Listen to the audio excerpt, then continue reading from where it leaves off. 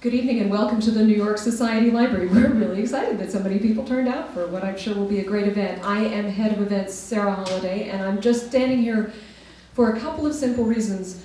First of all, let's have all the sound effects coming from the lectern. If you don't mind, if we could make sure that cell phones or anything else that might go bleep or fleetle is completely silent, that would be great. I just want to mention that we're having this event mostly because it's a great idea and it sounds like fun, but also because today, I think, or is it yesterday, but this week is Albert Einstein's 140th birthday, which seems like an appropriately miscellaneous anniversary to celebrate, especially because the library itself is having its 265th anniversary this year, so we figured why not. So a word about our speaker tonight, Stephen Rosen. He is a specialist in cosmic radiation and nuclear astrophysics, who learned relativity from Professor Banesh Hoffman, who was a co-author, colleague, and collaborator of Albert Einstein. So we're, shake his hand. During the Cold War, Dr. Rosen worked at Los Alamos and at a prominent think tank addressing issues of national defense and science policy.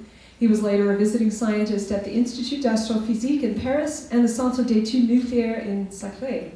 At the end of Glasnost and Perestroika, he helped 400 Russian émigré scientists from the former Soviet Union find employment in their specialties in the US. And I might throw in here something you may mention later, but my favorite factoid about Einstein, this is especially in his spirit because, of course, Einstein was one of the conceivers of the International Rescue Committee that works with refugees around the world to this day. They're a great organization.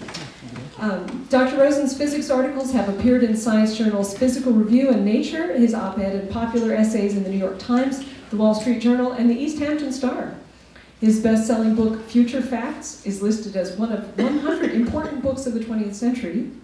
And Nobel laureate Roald Hoffman said his book, Career Renewal, co-authored with his wife Celia Paul, is the ultimate self-help manual for the intelligent job seeker. And after a recent stroke, he wrote, "Youth, middle age, and you look great." It's got to be an all-time title winner. So I will now hand the podium over to Steve Rosen and Albert Einstein.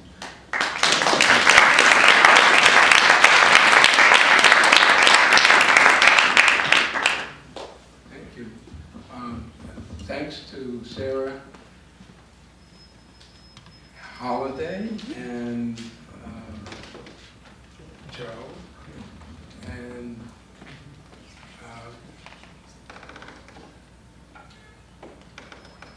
Carolyn Waters, the head of the library, for arranging this. Thanks to my brilliant, distinguished friend Dave Robinson, who's supposed to be here, but he's not. He was the science policy advisor in the Kennedy Johnson White House. And my daughter is here, Lisa Rosen, and her comments have been very, very helpful to me. And first, among equals, I want to thank my wife, Celia Paul, here, who is the nicest person I ever met, and who still treats me as if I were her equal. So I put this chart up on the screen to get you looking at it before we started and get you wondering why I would have such a weird slide. And the answer is that I tried to think about the most Olympian view of human activity that's possible. So the vertical axis, this is a collection of human activities. The vertical axis is actually smart versus actually dumb, and the horizontal axis is sounds smart versus sounds dumb. So let's start over here on the left. I think everybody can agree that invading Russia in winter not only sounds dumb, but is actually dumb. And I'll skip plugging a power strip into itself to get free power. It sounds dumb, but it's actually dumb. My favorite, though, I actually know somebody who embezzled funds and declared them as income on his tax return. That really sounds dumb and is actually dumb. Over here on the right, sounds smart but actually dumb. I think you'll agree that perpetual motion machines fit that category. Upper left, sounds dumb but is actually smart. Controlling forest fires with forest fires. And putting mold on infections. Hello. Quantum mechanics, I have to tell you, really sounds dumb, but is really, really smart. And quantum mechanics is either a blurry picture of a sharp reality, which is what Einstein thought, or a sharp picture of a blurry reality, which is what Niels Bohr thought. And they argued about this for years and years, and Niels Bohr eventually won. Now, quantum mechanics is very weird. And I'm going to show you an artist's conception of what empty space, which you think is vacuum, but which is not, at the very smallest level. My grandson made this on his three-dimensional printer, and I'm going to pass it around. I really want it back. On the smallest level of space is really, according to quantum mechanics, particles and antiparticles popping in and out of existence. And so that's why it sounds smart. I mean, it sounds dumb, and it's actually smart. So now we come to the upper right-hand quadrant, where one of the greatest inventions of all time is the wheel, and the other one is sliced bread. And I will tell you what Einstein said, if I can figure this out. Oh, here he is. He was asked, what was the greatest invention of all time? And he said, compound interest. I think that's a pretty good answer. So what are we to make of a man who says that my theory is that general relativity is not correct? I feel sorry for the dear Lord. I feel sorry for the dear Lord if general relativity is not correct. Is that genius? Is that arrogance? Or is that confidence? And maybe it's a combination.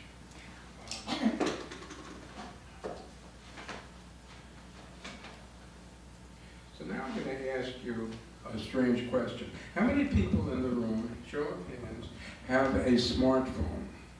It looks like everybody. Why am I asking this question on a talk about Albert Einstein? There must be a connection. And there is. And at the end of this discussion, you will know the answer. Does anybody know why the iPhone is connected? That you're carrying Albert Einstein with you, with your iPhone? GPS? Yes. Okay, this guy knows the answer. Okay. GPS, Global Positioning Satellite. Now, on a personal note,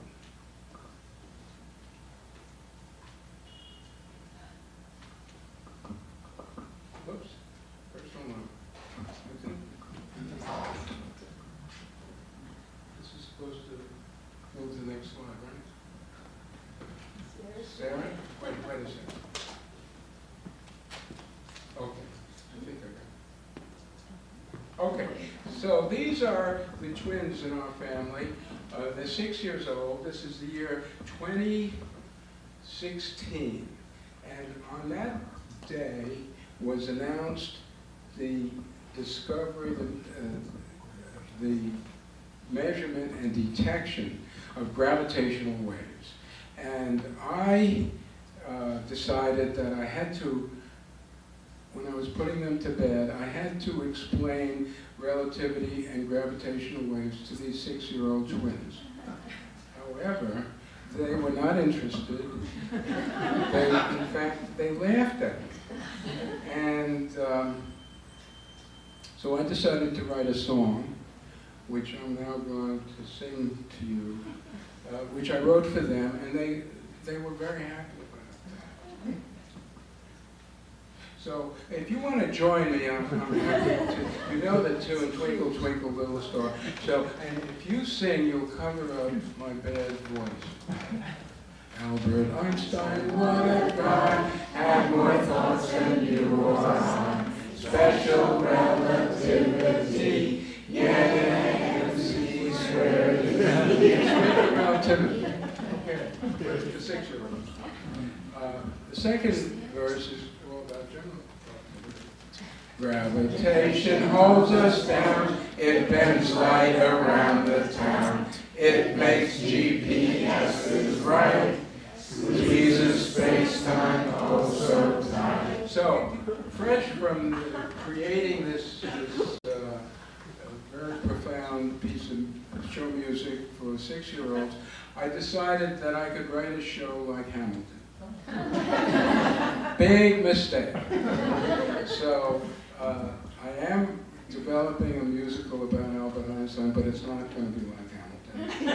Very modest. And if anybody is in show business and wants to get involved in this, please talk to me afterwards. We'll come back to this. By the way, I had hoped that the twins would now have PhDs in astrophysics, but they're only 9 years old. That was 3 years ago. And they're really interested in basketball and sports clubs.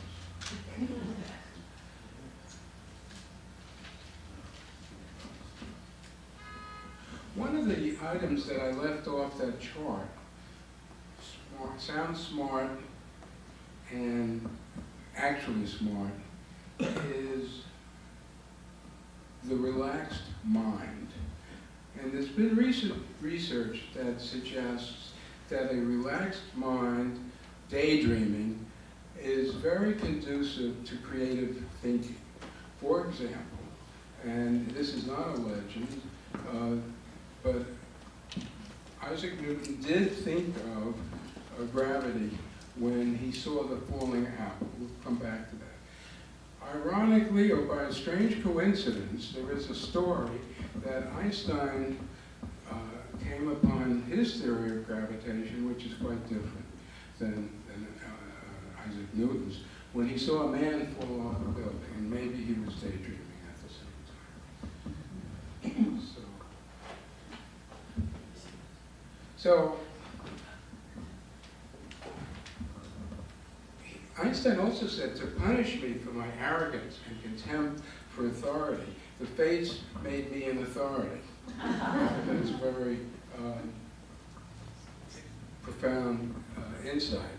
He was a rebel his entire life.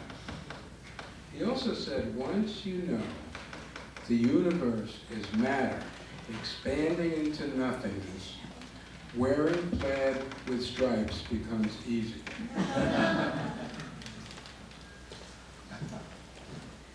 So here's how Einstein became famous.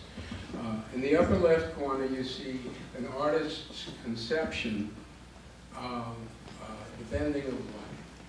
And in the lower left, you see another version of it. That angle, that little angle there, is equal to the size of a quarter, an inch, seen from a distance of 4 miles. That is a small angle, but Sir Arthur Eddington was able to measure that difference, and that's when Einstein became world famous in 1919. In fact, a star made Einstein a star. So if you look on the lower right, you'll see that this could be a way to make a lens. And in fact, it is called gravitational lensing over here. And another slide will show you how you can see distant galaxies way beyond the ones that are apparent. So this is really far away, and in between us, it's the Earth here, is a gravitational object that produces lensing of the distant object. Now, how does this work? These two rocket ships, one on the left is accelerating upward, and the one on the right is resting on a planet. And Einstein's insight, he called it the happiest thought of his life, was that acceleration upward and gravitational force pulling downward are the same, are identical. He said there is no experiment that you can do to just differentiate between what's going on inside the accelerating rocket upward and the one that's stationary in a gravitational field. Remarkable. It sounds trivial. It turns out to be deeply profound and the beginning of general relativity. Furthermore, we said that light is bent by gravity. Here is a good argument why that should be so. The light beam that enters, let's say, 4 feet above the floor on the left rocket, on the left side of that rocket, in the short time it takes the light to travel across the interior of this rocket, the rocket has accelerated upward by a certain amount. And therefore, the light strikes the far side, not at 4 feet above the floor, but at a slightly lower. This is exaggerated. But if, as Einstein says, these two situations, circumstances are identical, that means that this, gravity, bends light. Hello? So now we come to, I changed the order of this. Bear with me a moment. I'm going to show you a demonstration of the equivalence principle. This is a replica. You see on the left is a device, a long tube with a spring inside it connected to a weight that hangs over the lip. I don't have enough hands, so I'm going to put this.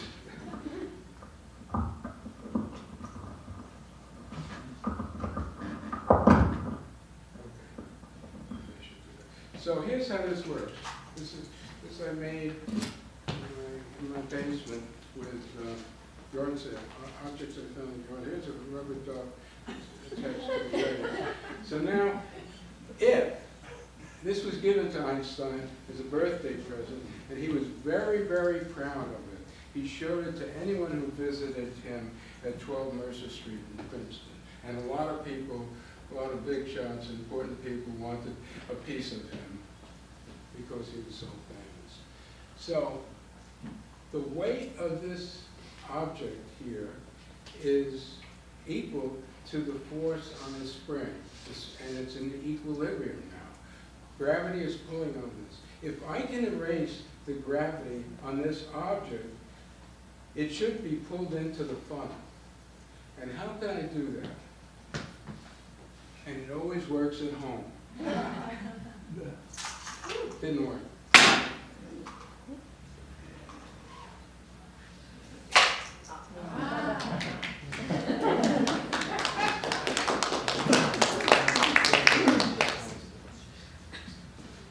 So now we look at the headlines, and this is what I call front page physics.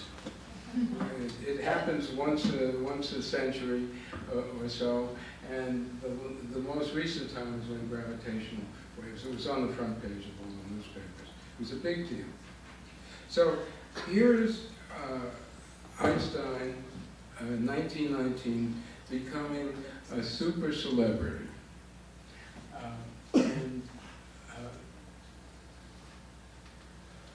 He doesn't like it. He doesn't like it. He has mixed feelings about it, as you'll see. He was actually very modest. I'm having trouble. Sorry. Okay. So he comes to New York, in the United States, in 1921. And this is, whoops, hold on.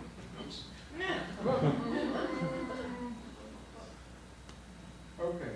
He comes to New York, and I'm going to read some of this. I know it's a little dense, but I want you to get the flavor. The journalists were bewitched, charmed, and awed by, quote, Einstein's straightforward simplicity, kindliness, patience, genuine modesty, native humor, which almost made one lose sight of his transcendent mental power.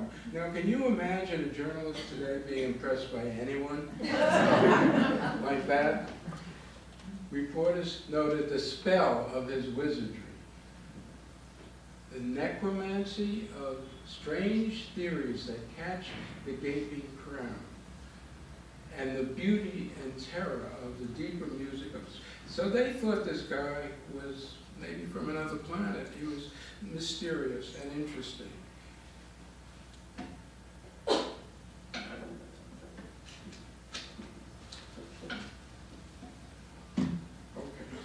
Here's what happens. It becomes really, what am I doing here? What's happening, Sarah? I have to get rid of this, okay. So, I haven't got enough hands. So he's been given the royal treatment, celebrity. Here,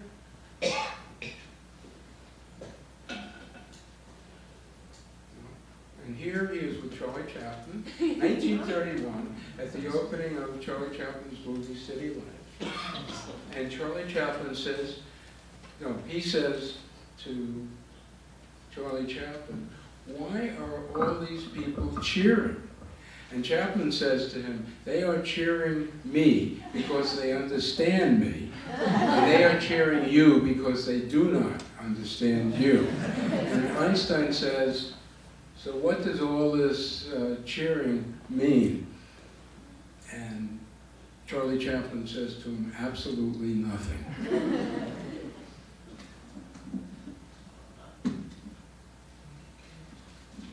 So Einstein becomes very, very famous, and he writes this poem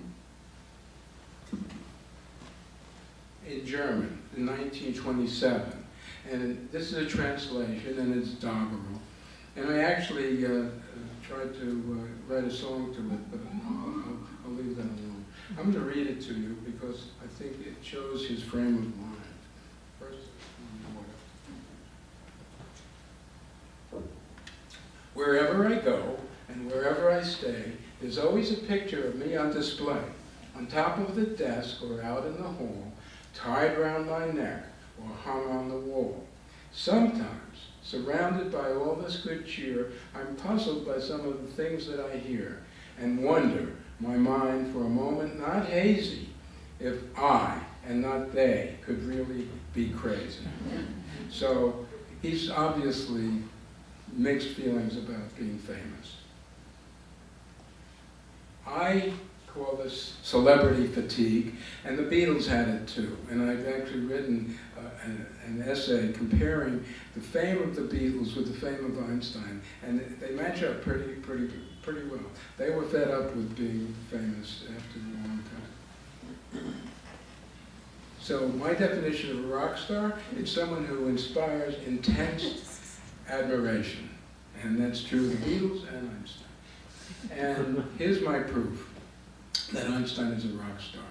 You Google the phrase Albert Einstein in the space bar, the search bar, and you come up with about 134 million hits. You Google the Beatles, you come up with about the same. QED, my proof that Einstein is worthy of being called a rock star, even though the phrase did not exist in 1921. Einstein said he had a Midas touch, a very weird ailment. He said everything he said turned into print.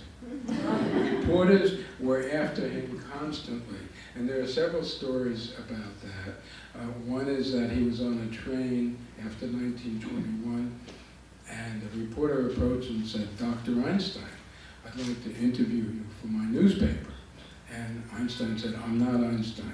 And the reporter said, yes, you are. I've seen you photographed in the newspapers. And Einstein said, who should know better, you or me? So, here's what happens when you become really famous. Your visage appears on socks. I'm actually wearing one of these socks. My friends Marnie and Ray gave me the ones in the middle. These are 3 different manufacturers of socks. I've done some very exhaustive research on the subject. I have found no other scientist whose face appears on 3 different manufacturers of socks. Therefore, I could have called this talk Albert Einstein Sock Star.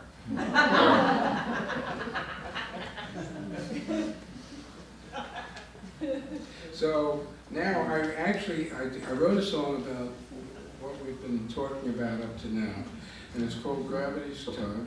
And if you'll bear with me, I'll try to play it with you while you look at the words, or at least an approximation. I took Cole Porter's song as just one of those things, and I hired a musician to hold on. Bear with me a moment, one moment.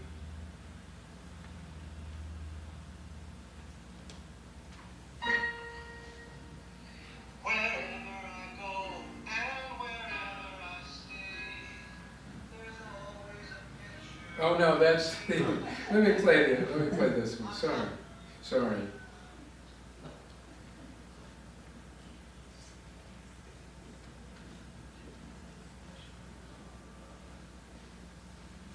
Okay. Fame and genius. Fame and genius. But liabilities.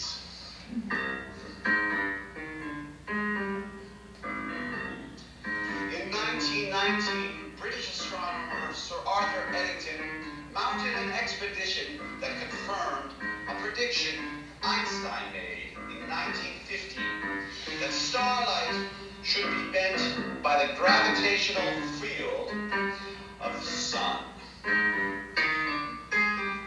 It was just gravity's tug, the field of the sun keeping it snug, the light of a star being bent in a hug, just gravity's tug.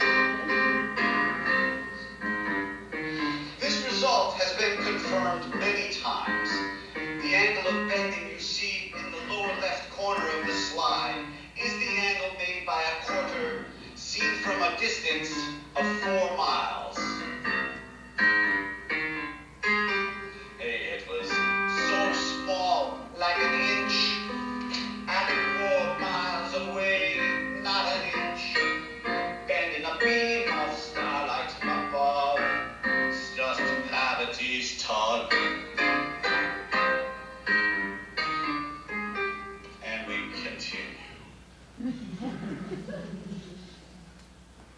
So that's not Hamilton, but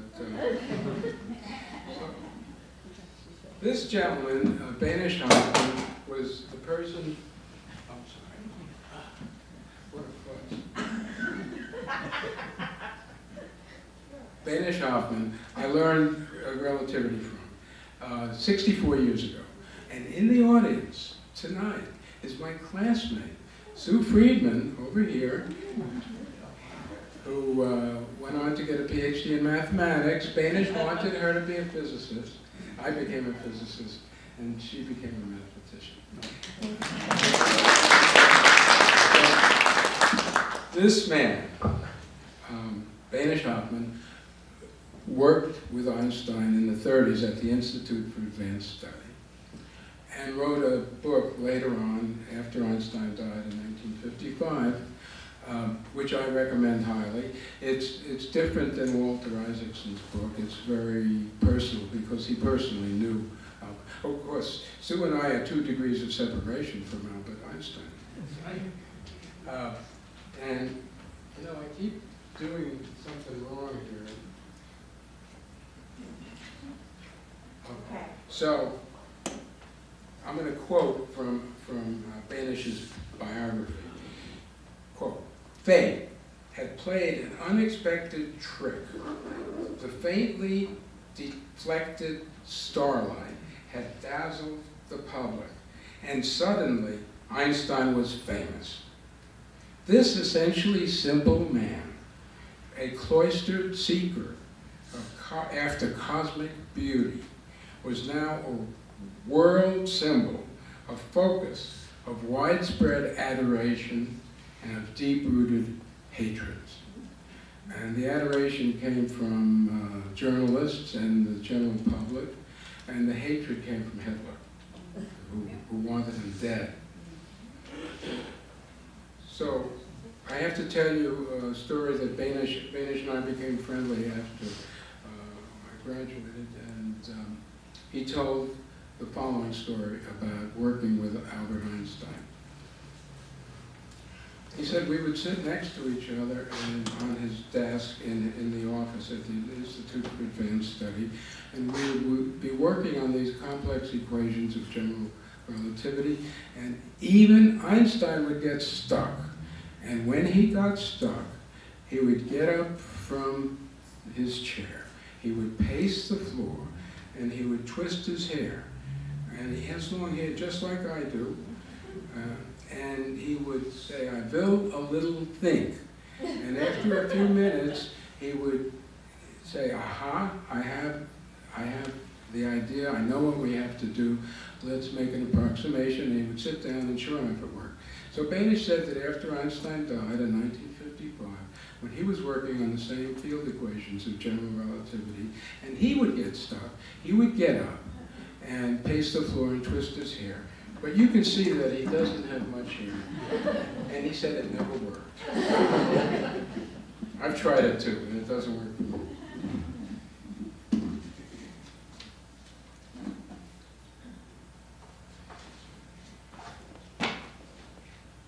So here are 4 papers that Einstein wrote in 1905.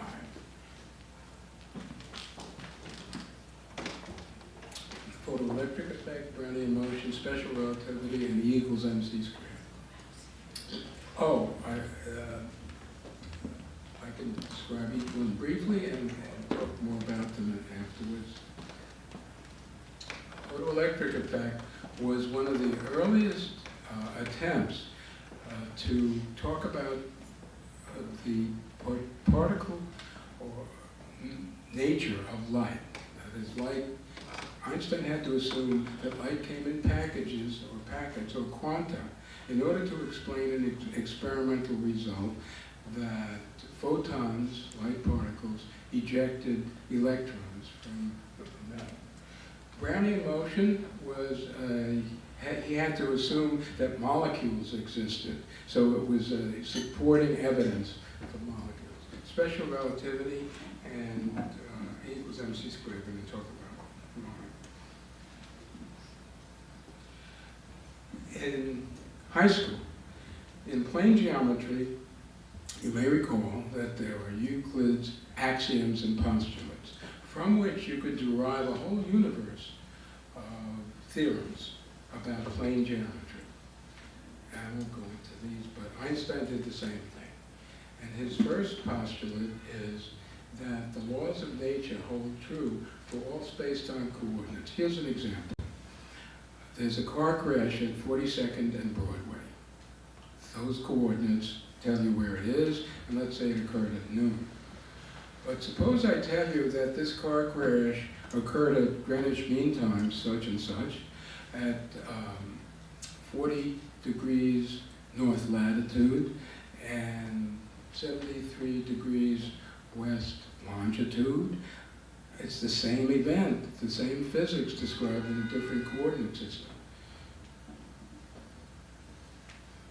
Second postulate is that the speed of light is a constant, independent of the source of the speed of light or the detector, the observer. Now this is, he took it as a postulate, but it was based on a very famous experiment done in 1887 by Michelson and Morley. I'm going to show you something about that in a moment. And finally, we talked about this, the equivalence principle. Acceleration and gravity are the same. Okay, now here comes the hard part. physicists have trouble with this, so don't get upset if you have trouble following this. There is a woman inside a train, and she decides to make a clock out of a beam of light that bounces from a mirror on the floor of the train car to the ceiling and back. And the time it takes for that beam to travel is equal to twice the length, the distance, the height of this car, divided by the speed of light. Okay? She's on a stationary train. So far, so good. Now, there's a guy standing on a platform, and her train zips by, passes him, and what does he see? Now, this is an exaggerated diagram. He sees this beam of light slanting upward to the right and downward to the right, and this is greatly exaggerated. And this length, D, is much, well, in this example, is larger than this length, L. And so the time, this clock tick would be twice this distance divided by the speed of light. And why is it the speed of light? Even though the train is moving to the right, it's not the speed of light plus the velocity of the train. And this is counterintuitive. This is a shocking, startling result. But it becomes responsible for time appearing to go slower, observed by the man on the train platform as he views the frame of reference that the woman in the moving train is. So this time is slower here. This time interval is longer. Now, this is a really bad joke, but I have to say it. So that's why women take longer to get dressed than men.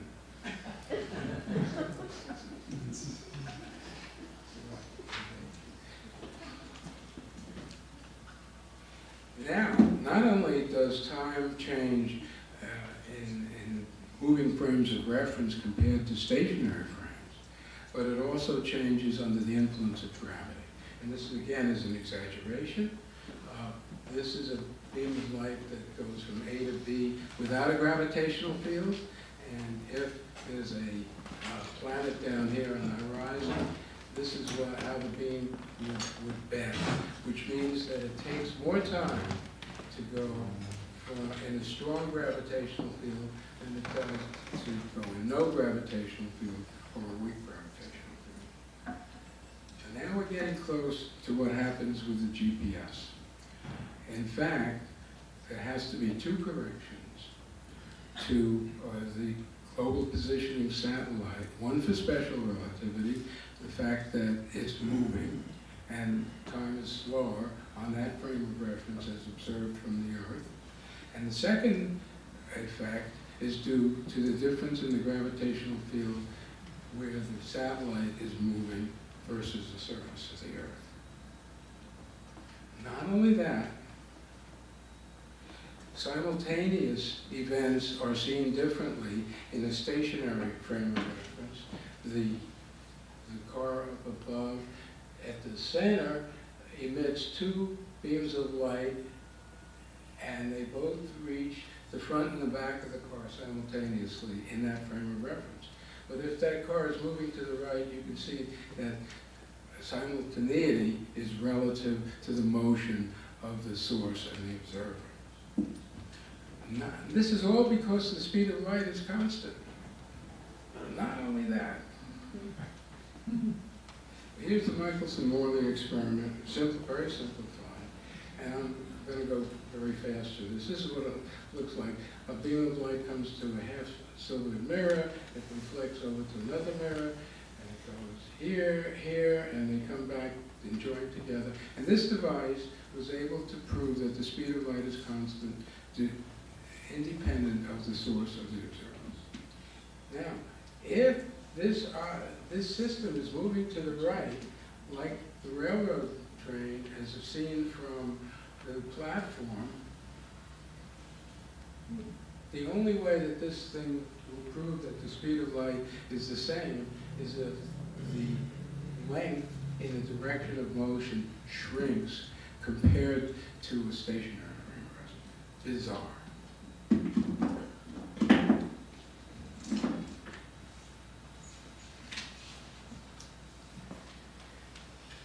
I'm not going to prove to you E equals mc squared. It would take a long time. But I will show you the first nuclear-powered carrier. I think it's called the Enterprise, I think 1961. Now we're going to look at how Einstein changed cosmology.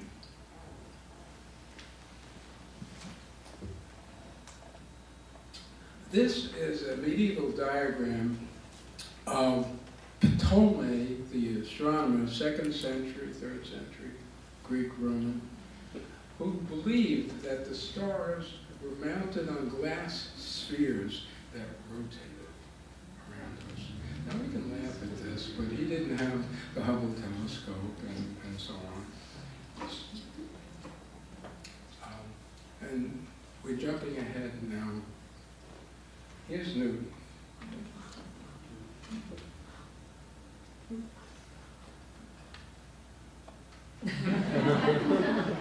I got this off the internet.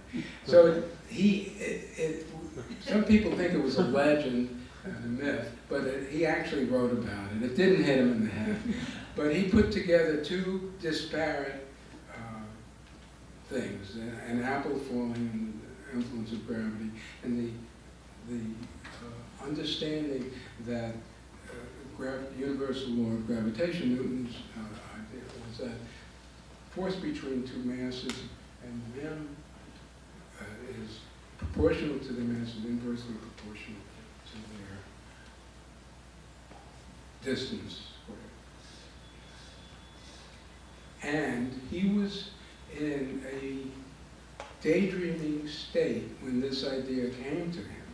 And recent research on the brain with functional nuclear magnetic resonance shows that people come up with very creative ideas when they're in a daydreaming state. They put together random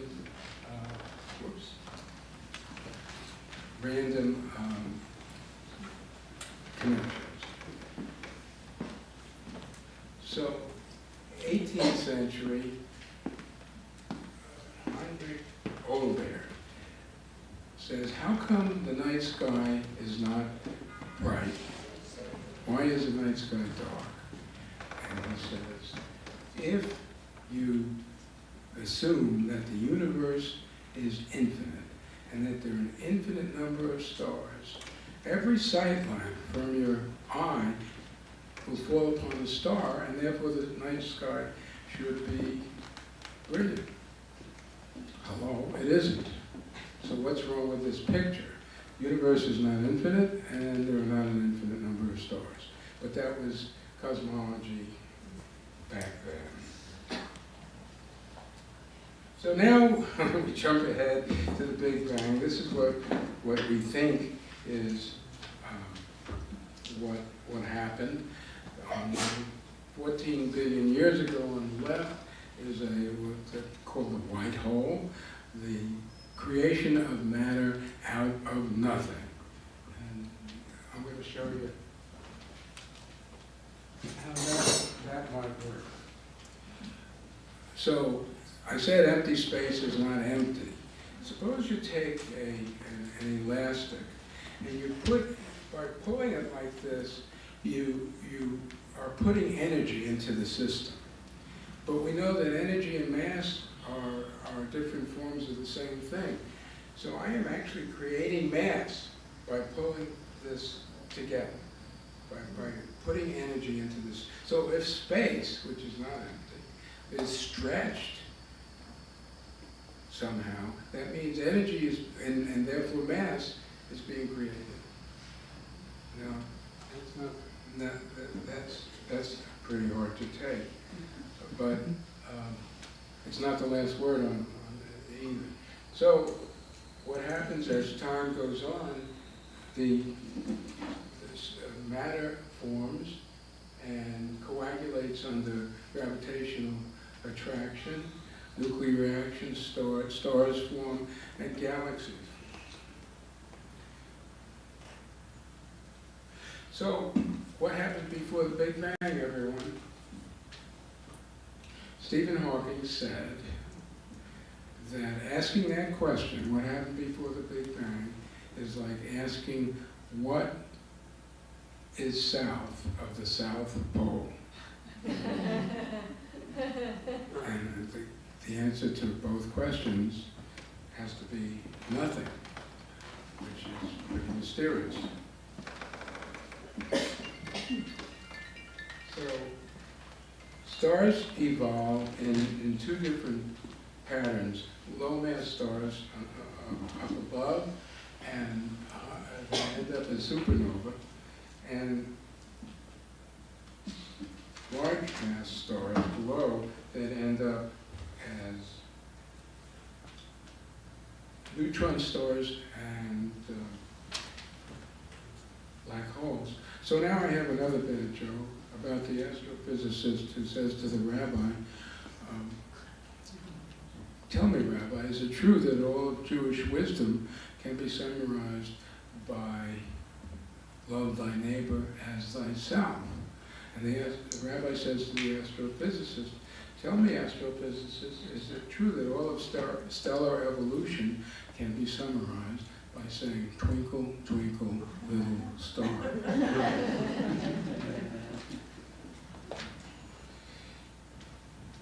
Now I'm going to try to explain curved space to you. I have to walk around without tripping and get a prop.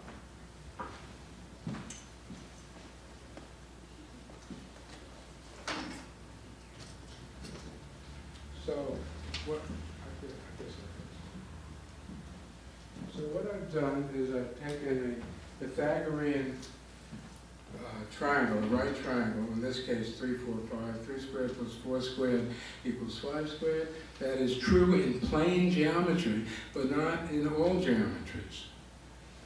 And I put it on a membrane, a two-dimensional membrane. And if I push it in a direction perpendicular to the membrane, like time is perpendicular to the 3 dimensionals of space, don't try to think about it because you can't. And if I put that triangle on a curved surface like this volleyball, you can see that the Pythagorean theorem doesn't work in a curved space.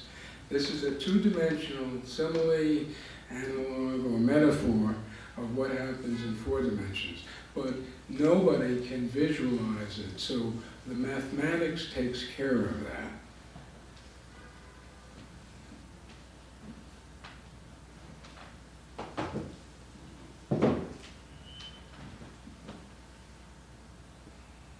Okay. You don't have to read music to understand and appreciate music. And you don't have to know mathematics to appreciate what these two equations say. The first one we saw is Newton's law of gravitation. And it tells you what gravity does. It makes objects attract each other. The second equation is Einstein's field equations of general relativity.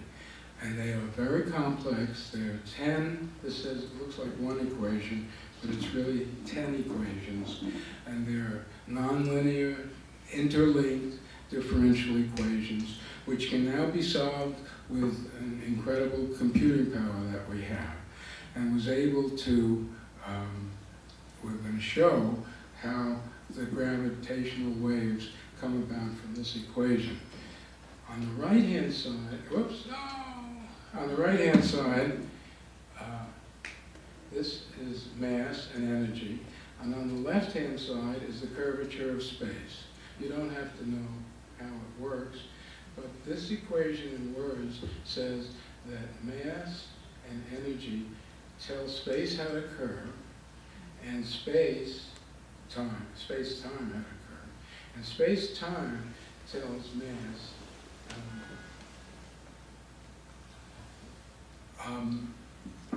Anton Chekhov wrote a letter to his brother giving him advice on how to write. And he said, do not tell me that the moon is shining. Show me the glints of silver on the shards of broken glass. That's the difference between show and tell. Tell and show. So I would argue that this is tell and that this is show. This is what gravity is, and this is what gravity does. So now you're going to see a reconstruction, an animation of two black holes, a binary system of two holes, using Einstein's equation. This is not a photograph. This is not a photograph. This is an animation.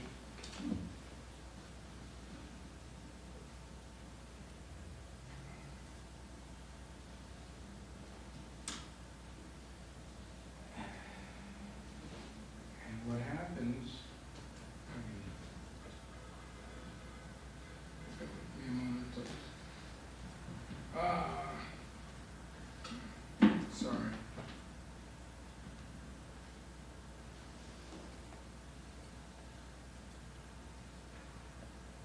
Okay.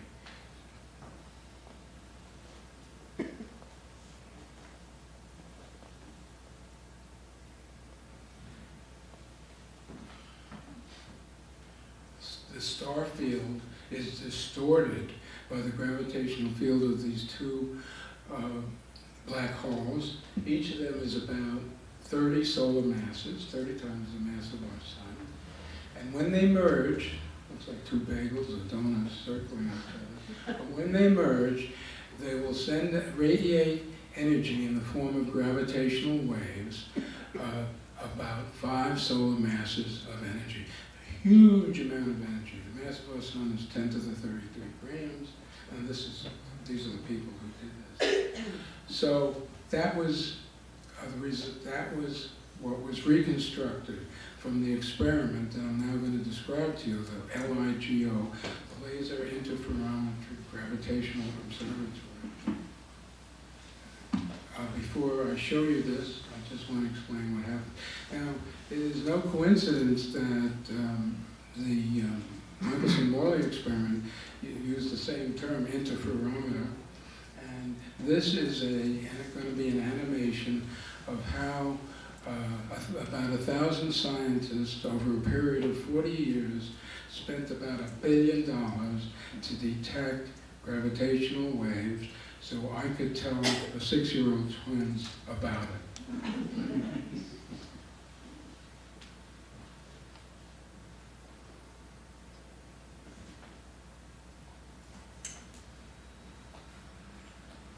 There it goes.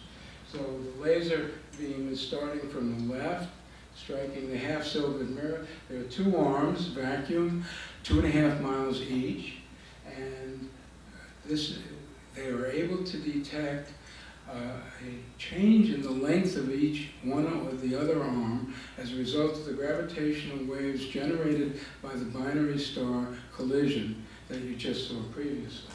And if you'll see on the right here, if the waves are out of phase, this screen is dark, and if they're in phase, they reinforce the screen is light. So that's where your taxpayer money is going.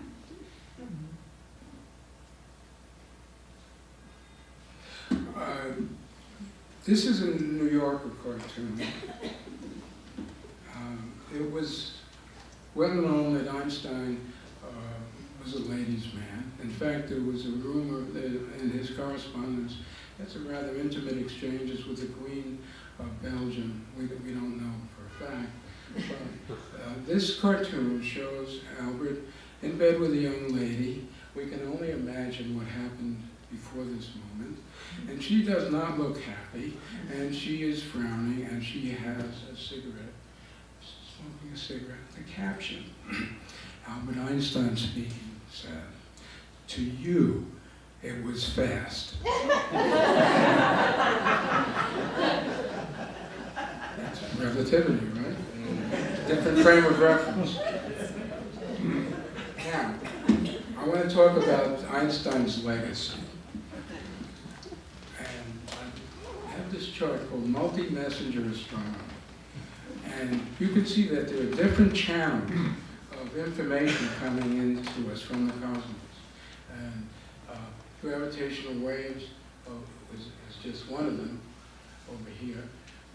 But electromagnetic radiation, that is to say light, X-rays, ultraviolet, and gamma rays, and radio waves, all come under that rubric. Cosmic radiation, which are particles that are ejected from exploding stars far away. This was my specialty. They find their way by traveling through interstellar and intergalactic space before they hit the top of the atmosphere. And when they do, they collide with oxygen or nitrogen nuclei that split, that fragment, and each of those fragments creates other fragments. And it's called a cosmic ray shower, and it can spread over square miles. And you can learn you can learn something about where they came from and the matter that they passed through. So I'm going to wind up by summarizing Einstein's legacy. And by the way, he regretted signing the letter to Roosevelt in 1939, but he did it because he assumed incorrectly that the Germans were ahead of us in weaponizing nuclear fission. They were not. They were not. Einstein's secret of happiness. Read no newspapers, have friends who think like you do, and befriend a few small animals. So even back then, there was fake news. He led a life of active discovery. He charmed and renewed us. He invigorated civilization, and he exploded physics. He had a brilliant, whimsical mind and a first-rate temperament. And here is his distinction between the wired telegraph and the wireless radio. Quote, "The wired telegraph is like a very, very long cat, where you pull its tail in New York and it meows in Los Angeles. The wireless radio is exactly the same, except there is no cat." So I have one last slide, and then I'm eager to take your questions. I actually have two last slides. I have a list of books that I have read in preparing this talk that I recommend highly. I'll show you that in a minute. So I decided to write a farewell song to Albert Einstein, and I actually have some music, and if you want to cover up my voice by singing along, great. All I have to do is remember the title of the song. And I used a famous song called "There'll Never Be Another One Like Him." Here we go. Please join me.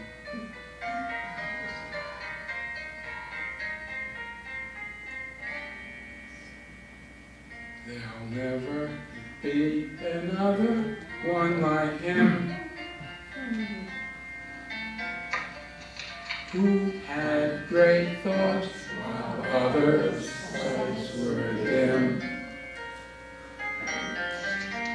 His modesty, his purity were obvious for all to see.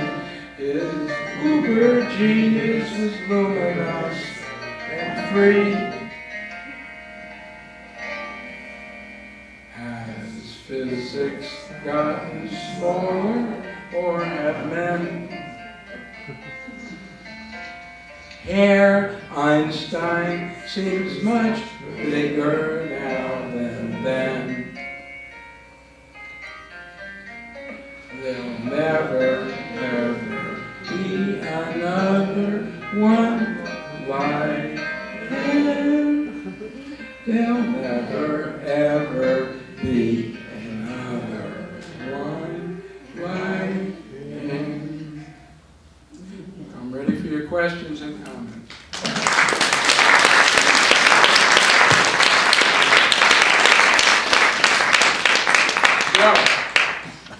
Go. Yeah, go ahead. How did they know it was a black hole merger that created a distortion in the gravitational Joe's question is, how do you know it was a black hole merger? or something related to black I holes? know. even? Dave Robinson, my brilliant, distinguished friend. How do we know that it was a merger of black holes? I guess the answer is, Dave may have a better answer. The answer is that if you do the fancy calculation, assuming it, the only result that comes out is what was measured. But Dave, can you do better than that? What I'm saying is that there's an enormous amount of energy required to get the waves to come. Yeah, 5 solar masses. To be detected from such a long distance. Yes. And you have a tiny, tiny motion, but even so, if you spread it out over the whole universe and how far away they are, it took an enormous amount of energy to get this, and the only way they could think of getting that amount of energy is if there is something like a merger of black holes. That's a great answer, much better than mine. Thanks, Dave. Unless there's another. Well, I mean, it could be a collision of neutron stars, but that would give a different signal. Okay. It could be a collision of 2 ordinary stars, and that would give a different signal. So I think it's unique. Is time slowing just the slowing of particle processes? Is it? No, it's actual slowing of the time itself. Okay. Dave, help me out here. Well, I think Oh, the meson experiment. yeah, well, the meson experiment is that the meson doesn't think. Meson thinks it's going, it's disintegrating at that time. As far as the meson concerned, it's doing its time. But from your point of view, because of the motion and the effect of time and space, the time has slowed down substantially because of the speed of the meson. Right, and this is measured. This is measured many times. In other words, the half-life of a decaying meson is longer when it's moving near the speed of light to us who aren't than it is when it's at rest. Right? So it's provable. It's counterintuitive. It's hard to swallow, but it's provable. Questions? More questions? Joe, you have another question? Well, Looks like you got a listen. Is not light observably faster when viewing a headlight on a moving vehicle? No. You said that. Any questions? No. That's what's hard to swallow. It's really, it's such a startling result. It goes against, of course, you know, if you're walking at 5 miles an hour on a train that's moving 20 miles an hour, the speed of the person with respect to this platform is 25 miles an hour. Not true for light. Very, very sharp. More questions? Thank you so much. About the biography. Oh, yeah, thank you. Thank you. I can't get the next slide. Just bear with me a moment. I think it has to do with this. No. Is it frozen? Well, we're going to, If you want, we can bring this up for those who are interested, but we may have a little technical. Okay, so I have a list of books that I've read in preparing this talk. I'll tell you some of them. Walter Isaacson's book is very good. They made a television series of it. Some of you may. There it is. Thank you. Thank you. And I like Janet Evans' book about black holes and black hole blues. The Neil deGrasse Tyson's book, Astrophysics for People in a Hurry, has been on the bestseller list for 81 weeks. Can you imagine a book on astrophysics being on the New York Times bestseller list? It's not on the fiction list. Banish Hoffman's book, highly recommended. I think it's out of print now. And Dave Robinson gave me a book which I am going to recommend. I didn't like the title, and maybe you won't, but the book is good. It's called How to Teach Relativity to Your Dog. And it's by a guy named Chad Orzel. And here are a couple of books for children here. So if you have any further questions, you can write to me. My email address is Stephen Rosen, StephenRosen, @gmail.com.